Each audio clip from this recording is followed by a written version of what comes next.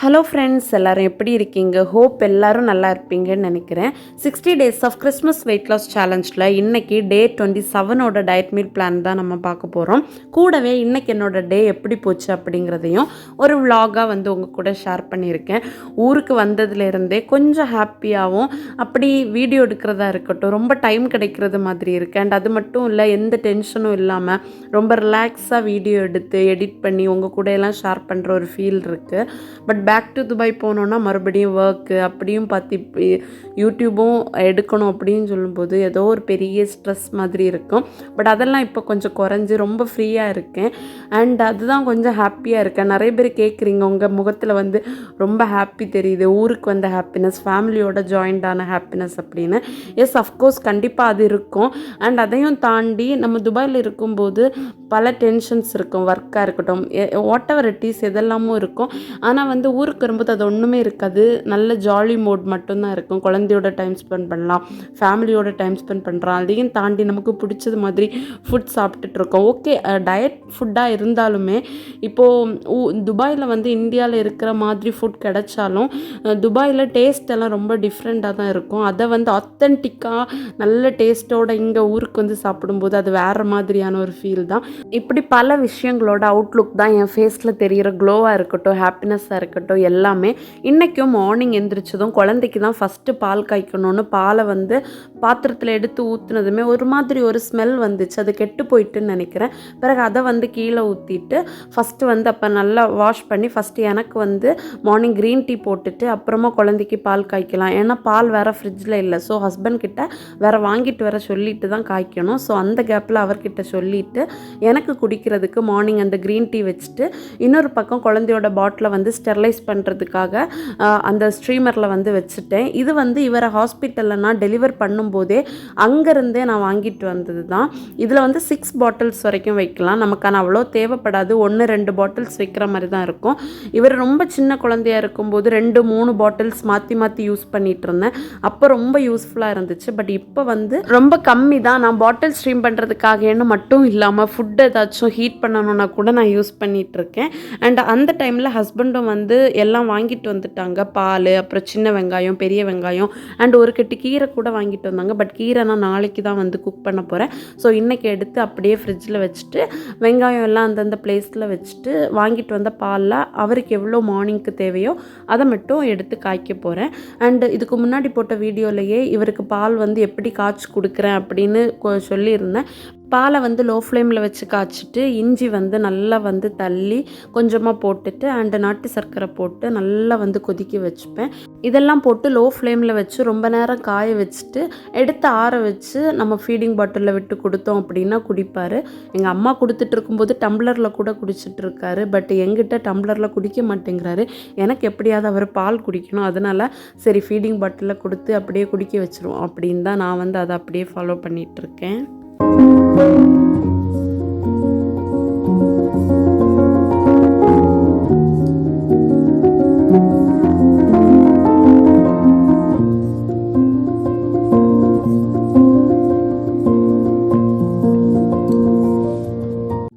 அப்படியே நம்ம சாரும் தூக்கம் எழுந்திரிச்சு வந்துட்டார். தூக்கம் எழுந்திரிச்சு வந்ததும் ப்ரஷ் பண்ணி தான் கொடுப்பேன். ஆனாலும் அவருக்கு ஒரு ஆசை, அவர் ப்ரஷ் பண்ணணுன்னு. ஸோ அதுக்காக அவர்கிட்ட கொஞ்சம் நேரம் ப்ரஷ் பண்ண கொடுத்துட்டு அப்புறம் நான் ப்ரஷ் பண்ணி விட்டுருவேன். ப்ரஷ் பண்ணி ஃபேஸ் எல்லாம் வாஷ் பண்ணிவிட்டு பால் கொடுத்துருவேன். பால் குடிச்சிட்டு கொஞ்சம் நேரம் விளையாடிட்டு நிற்பார்.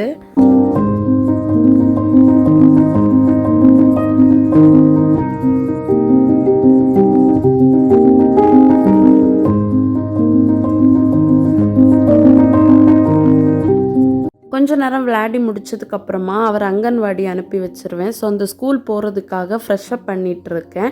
அவருக்கு மார்னிங் வந்து கொஞ்சம் இருமல் இருந்துச்சு. அதனால் இன்றைக்கி குளிக்க வைக்க வேண்டாம் அப்படின்னு பாடி வாஷ் மட்டும்தான் பண்ணி விட்டுருந்தேன். நல்ல வேளை நான் குளிக்க வைக்கலை. ஏன்னா அவர் ஸ்கூலில் இருந்து ஃபீவராக இருந்துச்சுன்னு முடிகிறதுக்கு முன்னாடி அவர் வந்துட்டார். ஸோ தட் நான் வந்து பாடி வாஷ் பண்ணதும் ஒரு வகையில் நல்லது தான். ஹீட் வாட்டர் தான் யூஸ் பண்ணிகிட்ருக்கேன். ஏன்னா இப்போ கிளைமேட்டும் சேஞ்ச் ஆகுறதுனால அவருக்கு கொஞ்சம் ஹெல்த் இஷ்யூஸ் அப்பப்போ வந்துட்டுருக்கு. ஃபைனலி அவரை வந்து ரெடி பண்ணி அனுப்பி வச்சுட்டேன். அவருக்கு இருமல் இருந்ததுனால மார்னிங் அவர் எதுவும் சாப்பிடவும் இல்லை. அப்படியே அனுப்பிட்டேன். அங்கன்வாடியில் கூட அந்த மாவு கொடுப்பாங்க அண்ட் லஞ்ச் எல்லாம் கொடுப்பாங்க. ஆனால் அவர் லஞ்சு சாப்பிட்றதுக்கு முன்னாடியே வீட்டுக்கு வந்துட்டார். நான் கொண்டு விடும்போது நல்லா அழுதார். பாவமாக தான் இருந்துச்சு. பட் நம்ம உட்கார வச்சு பழக்கணும்ல. அப்புறம் நாளைக்கு ஸ்கூலுக்கும் போக மாட்டானோன்னு ஒரு பயம். ஸோ தட் நான் அப்படியே விட்டுட்டு வந்துட்டேன். வந்ததும் நான் பிரேக்ஃபாஸ்ட்டு சாப்பிட்டேன். இன்றைக்கி பிரேக்ஃபாஸ்ட்டுக்கு ஒரு பவுலில் கொஞ்சமாக நுங்கு தான் சாப்பிட்டேன். அந்த ஜூஸோடு குடித்து நல்லா ஃபில்லிங்காக இருந்துச்சு. அண்ட் பிரேக்ஃபாஸ்ட் வந்து கம்ப்ளீட் பண்ணதுமே நம்ம வந்து குக் பண்ணுறதுக்கு கைக்குத்தல் அரிசி தான் யூஸ் பண்ணிகிட்ருக்கோம். அது வேகிறதுக்கு ரொம்ப டைம் ஆகும். அதனால் அதை ஃபஸ்ட்டே போட்டுருவோம் அப்படின்னு ரைஸ் குக்கரில் அதை தான் ஃபஸ்ட்டு போட்டிருந்தேன் நல்லா வாஷ் பண்ணி.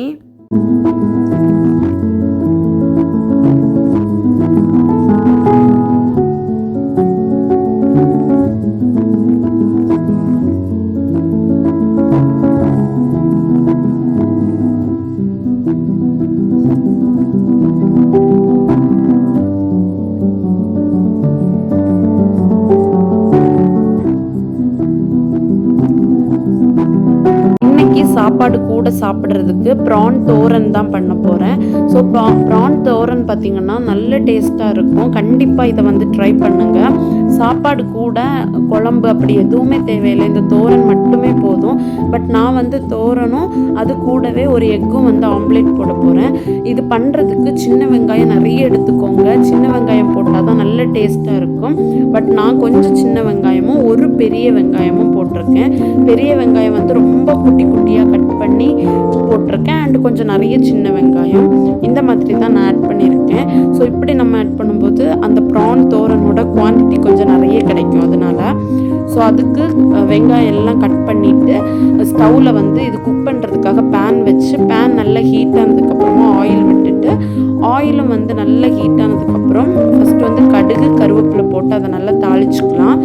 அது தாளித்ததுக்கப்புறமா நம்ம கட் பண்ணி வச்சோம்ல வெங்காயம் அதையும் போட்டு நம்ம நல்லா வதக்கிக்கணும்.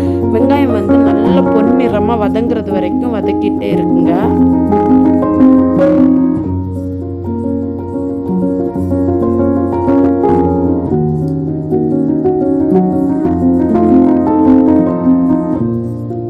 வெங்காயம் நல்லா வதங்கினதுக்கப்புறமா ஒரு தக்காளி கட் பண்ணி வச்சுருந்தேன். இதுக்கு நிறைய தக்காளி சேர்த்தா கொஞ்சம் இனிக்கிற டேஸ்ட் வரும். அதனால ஒரு தக்காளி போதும். ஸோ தக்காளி போட்டு அதையுமே நல்லா வதக்கிக்கலாம். தக்காளி போடும்போதே கொஞ்சம் உப்பு போட்டோம்னா தக்காளி சீக்கிரம் வதங்கும்னு சொல்லுவாங்க. ஸோ தட் நான் தக்காளி கூட கொஞ்சமாக உப்பு போட்டு நல்லா வதக்கிக்கிட்டேன். இதுவுமே நல்லா குழஞ்சி வதங்கணும். இது நல்லா வதங்கினதுக்கப்புறமா நம்ம கழுவி வச்ச ப்ரானையும் போட்டு வதக்கிக்கலாம். அண்ட் ப்ரான் ரொம்ப நேரம் வெந்துருச்சுன்னா ரப்பர் மாதிரி ஆகும். ஸோ தட் ப்ரானை வந்து கொஞ்சம் நேரம் தான் வேக வைக்கணும்.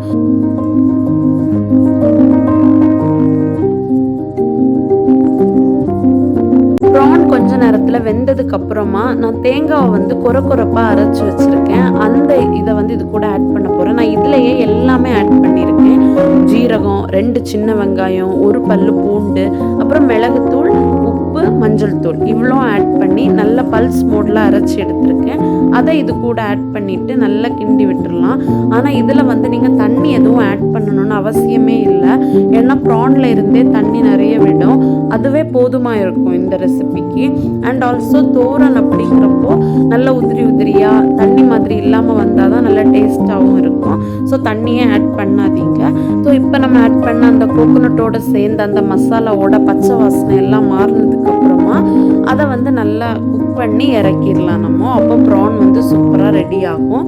அண்ட் இன்னொரு பக்கம் ஆம்லேட்டுக்கு வந்து எக் ஊற்றி ஆம்லேட் போட்டுட்ருக்கேன். எனக்கும் ஹஸ்பண்டுக்கும் கொஞ்சம் வெங்காயம் அப்புறம் பெப்பர் தூள் எல்லாம் போட்டு பண்ணுவேன். குழந்தைக்கு மட்டும் அதெல்லாம் ஆட் பண்ணாமல் சிம்பிளாக பண்ணி முடிச்சிடுவேன். அப்படி ஃபைனலி சாப்பாடு, ப்ரான் தோரன் அண்ட் எக்கு வச்சு சூப்பராக இன்றைக்குள்ள லஞ்சை வந்து முடிச்சாச்சு. இன்றைக்கி ஒரு கம்ப்ளீட் மீல் அண்ட் என்னோட ஃபேவரட் மீலாக இருந்துச்சு.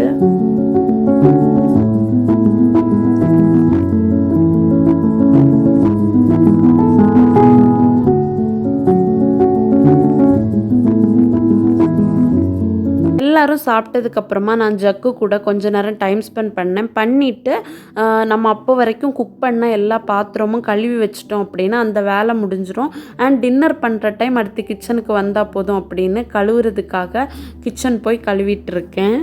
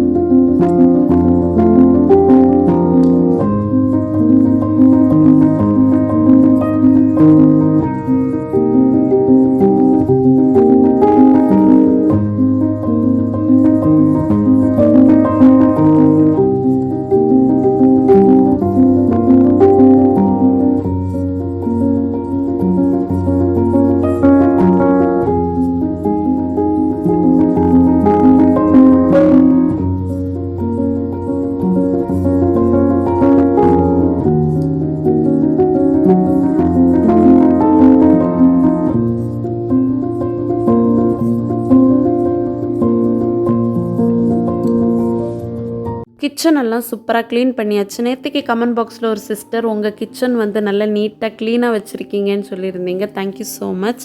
அண்ட் அப்படியே குழந்தையும் இன்னொரு பக்கம் அப்படியே விளையாடி தூங்கிட்டார். அவர் தூங்கினதுக்கப்புறமா சின்ன சின்ன ஒர்க்ஸ் இருந்துச்சுன்னா பார்ப்பேன். அப்படி தான் கொஞ்சம் துணி மடித்து வைக்க இருந்துச்சு, அதையும் மடித்து வச்சுட்டு நானுமே ஃப்ரெஷ்அப் ஆகிட்டேன். ஏன்னா அவர் எந்திரிச்சிட்டாருன்னா ஃப்ரெஷ்அப் ஆக விட மாட்டார். பட் இப்போது ஹஸ்பண்ட் வந்து லீவில் வீட்டில் இருக்கிறதுனால அவர்கிட்ட கூட கொடுத்துட்டு நான் குளிக்கவோ இல்லை பாடி வாஷ் பண்ணவோ பண்ணிப்பேன். ஆனால் அவர் ஒர்க் போயிட்டாருன்னா அது எனக்கு கஷ்டமாயிரும். அதனால் அவர் தூங்குகிற டைம் இந்த மாதிரி பழகிப்போம் அப்படிங்கிறதுனால தான் அவர் தூங்குகிற டைமே நான் வந்து ஃப்ரெஷ்அப் ஆக போயிட்டேன். அண்ட் ஈவினிங் போல் அவருக்கு வந்து நல்ல ஃபீவர் இருந்துச்சு. நான் சொன்னேன்ல அங்கன்வாடியிலேருந்து கூட கொஞ்சம் ஏர்லியராகவே அனுப்பிட்டாங்க அப்படின்னு. பட் நான் அதை பெருசாக எடுத்துக்கல. ஓகே அது சரியாயிரும் அப்படின்னு தான் அப்படியே விட்டுட்டேன். ஆனால் ஈவினிங் ஆக நல்ல ஃபீவர். பிறகு மார்த்தாண்டத்தில் வில்லியம் ஹாஸ்பிட்டல் கூட்டிகிட்டு போய் அங்கேருந்து கொஞ்சம் டானிக்கு சிரப்பெல்லாம் கொடுத்தாங்க. அது கொடுத்ததுக்கப்புறம் தான் நைட்டு வந்து ஓரளவு ஓகே ஆனார். எனக்கு அவர் தூங்கி எந்திரிக்கும் போது அவரால் நிற்க கூட முடியலை, அந்த அளவுக்கு டயர்டாகவும் ஒரு மாதிரி இருந்தார். அதனால தான் ஹாஸ்பிட்டல் கூட்டிகிட்டு போகலான்னே டிசைட் பண்ணோம். ஹாஸ்பிட்டல் போய் மெடிசின் எல்லாம் கொடுத்ததுக்கப்புறம் நல்லா ஆக்டிவ் ஆகிட்டார். அண்ட் ஹாஸ்பிட்டலில் இருந்து அப்படியே பக்கத்தில் ஒன் ஸ்டாப் இருந்துச்சு சூப்பர் மார்க்கெட்டு, அங்கே போய் எனக்கு வந்து லிப்ஸ்டிக் வாங்க வேண்டியது இருந்துச்சு. அண்ட் ஆல்சோ கிச்சனில் வந்து கார்பேஜ் பேகும் தீர்ந்து போச்சு, அதுவும் வந்து ஒன்று வாங்க வேண்டியது இருந்துச்சு. இந்த ரெண்டும் வாங்குறதுக்காக போயிருந்தேன். பட் லிப்ஸ்டிக் வந்து துபாயில் நான் இப்போது வாங்கின ஷேடை வந்து எவ்வளோ பிளேசஸில் தேடினேன், எனக்கு கிடைக்கவே இல்லை. ஒரு ஷாப்பில் வந்து அந்த பிராண்ட் இருக்கும், ஆனால் ஷேடு வேறையாக இருக்கும். சில ஷாப்பில் சுத்தமாக அந்த பிராண்டே இருக்காது. ஆனால் அது வாங்கணுன்னா ஜூடியோ போகணுன்னு என் ஃப்ரெண்டு சொல்லியிருந்தா. பட் ஜூடியோ போகணும் அப்படின்னா நான் இருந்த ரூமில் இருந்து ரொம்ப டிஸ்டன்ஸ், அதனால் அப்படியே விட்டுட்டேன். லாஸ்ட் ஊருக்கு வர டைம் எனக்கு அங்கே வரைக்கும் போக முடியலை. ஸோ ஊருக்கு போய் ஏதாவது பார்த்துக்கலான்னு அப்படியே விட்டுட்டேன். இன்றைக்கி ஹாஸ்பிட்டல் போகும்போது ஆல்ரெடி என்கிட்ட இருக்கிற லிப்ஸ்டிக் எனக்கு பிடிக்கல. ஸோ அதை சும்மா போடுறேன், எனக்கு அதுவே பிடிக்கல. பிறகு டோட்டலாக அதை ரிமூவ் பண்ணிட்டு தான் போனேன், வரும்போது வாங்கிட்டு வரலான்னு. ஸோ ஒன் ஸ்டாப்பில் போய் பார்க்கும்போது எனக்கு அதே ஷேடு கிடச்சிச்சு. ஹாப்பியாக வாங்கிட்டு நான் வீட்டுக்கு வந்தாச்சு. வந்ததுமே டின்னர் வந்து ப்ரிப்பேர் பண்ண ஆரம்பிச்சிட்டேன். என்றைக்கும் மாதிரி இன்றைக்கும் தோசை தான். தோசை இனி நாளைக்கு பண்ணவே கூடாது, மாவை காலி பண்ணிடணும் அப்படின்னு இருப்பேன். மறுநாள் ஹஸ்பண்ட் இன்னொரு புது பாக்கெட் வாங்கிட்டு வருவார். என் வீட்டில் இட்லி பாத்திரம் இல்லை, ஸோ தட் இட்லி வைக்க முடியலை. அதனால தான் தோசையாக சுட்டுட்ருக்கேன். ஸோ அப்படி எங்களோட டின்னர் வந்து இன்றைக்கி சூப்பராக கம்ப்ளீட் ஆயிடுச்சு. நான் வந்து ஒரு தோசையும் அண்டு நேற்றுக்கு வச்ச மட்டன் கிரேவி ஃப்ரிட்ஜில் வச்சுருந்தேன், அதையும் சாப்பிட்டு என்னோடய டின்னரை இன்றைக்கி சூப்பராக கம்ப்ளீட் பண்ணிட்டேன். அம்மா கிட்ட ஜக்குக்கு ஃபீவர் வந்துச்சு, ஹாஸ்பிட்டல் கூட்டிகிட்டு போனோம் அப்படின்னு சொன்னதுனால அவங்களுக்கு மனசு கேட்கல, அவனை வீட்டுக்கு கூட்டிகிட்டு வர சொன்னாங்க. ஸோ தட் அவனை நைட்டு ரெடி பண்ணி ஹஸ்பண்ட் கிட்ட அம்மா வீட்டில் கொண்டு விட்டுருங்க அப்படின்னு கொடுத்துட்டேன். அப்படியே அவரும் வந்து ஹாப்பியாக போயிட்டார் பாட்டி வீட்டுக்கு. நாளைக்கு மார்னிங் வந்து அம்மா ஸ்கூலுக்கு விடுறதுக்கு ரெடி பண்ணி விட்டுருவாங்க. அவர் ஓகேவாக இருந்தார் அப்படின்னா நான் போய் ஸ்கூலுக்கு மட்டும் கொண்டு விட்டுருவேன். அவ்வளோதான் என்னோட இந்த டே அண்ட் என்னோட இந்த டயட் டே இப்படி தான் சூப்பராக கம்ப்ளீட் ஆச்சு. இதை பற்றி ஏதாச்சும் ஷேர் பண்ணணுன்னா இன்ஸ்டா ஐடி யூஸ் பண்ணுங்கள், லிங்க் வந்து டிஸ்கிரிப்ஷன் பாக்ஸில் கொடுக்குறேன்.